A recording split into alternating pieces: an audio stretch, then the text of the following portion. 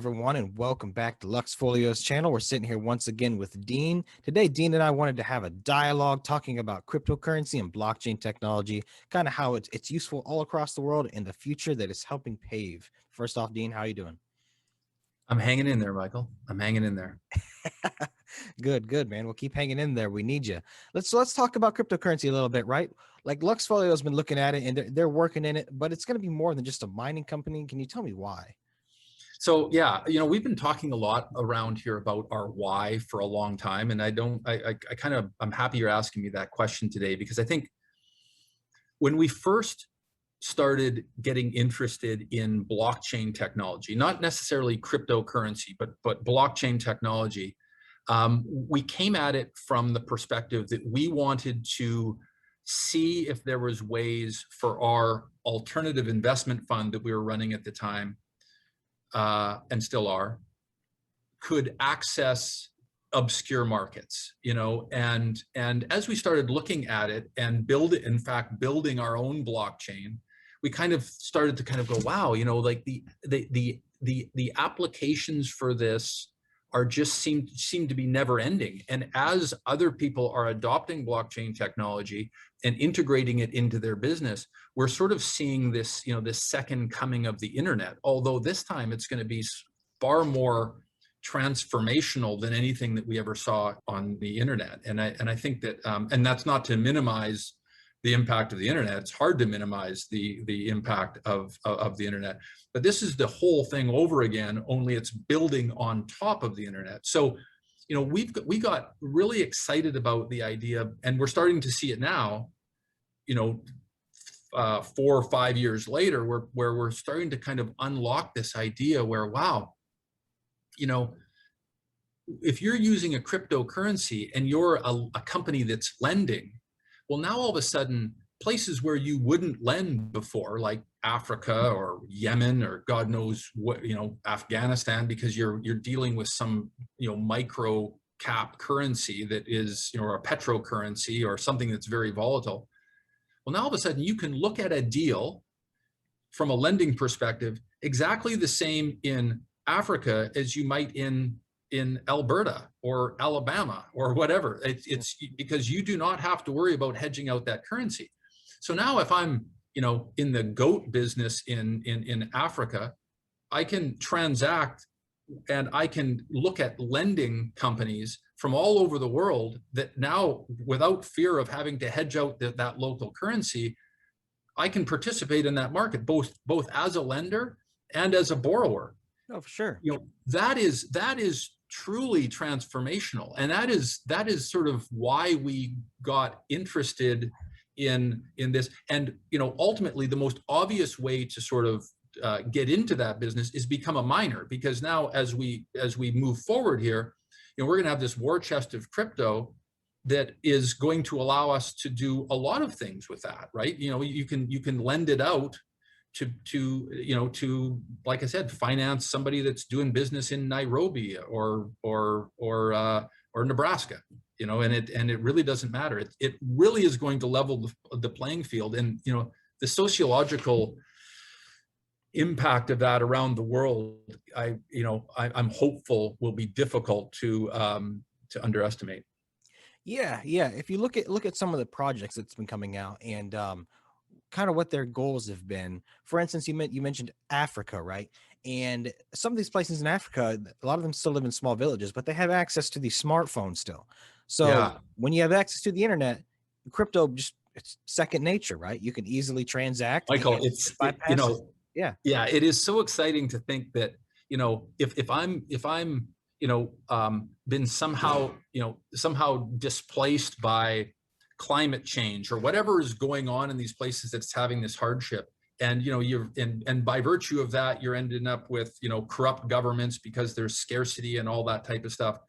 But I can actually access through my cell phone the U.S. equity markets or debt markets around the world, and that person through those companies through smart contracts can treat me exactly the same way as somebody in that's dealing in U.S. dollars.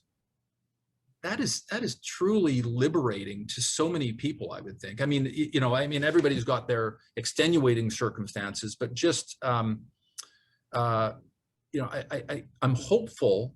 I'm hopeful that we're on the precipice of something that is really going to level the playing field and elevate, hundreds of millions of people to where they can operate, through receiving microloans Yeah. or any number of services that they haven't been able to access in the past. And that makes it easy to get out of bed in the morning when you can see that future. Well, it does two really big things, right? It decentralizes the power of currency. Yeah. So like as we talked about hyperinflation and all these issues that can happen from poor management of the government's fiat currency. And then it also decreases friction from currency to currency. So in the same vein that you could lend people money across the world, you can also hire them and pay them in a currency they can easily receive without having to worry about swapping currencies or anything, and it'd still be totally viable for them. And you're going to see this pick up more and more as more places accept cryptocurrency as payment for goods and services too, right? Yeah. So it's just a continuously rolling ball, and it's just getting bigger and bigger.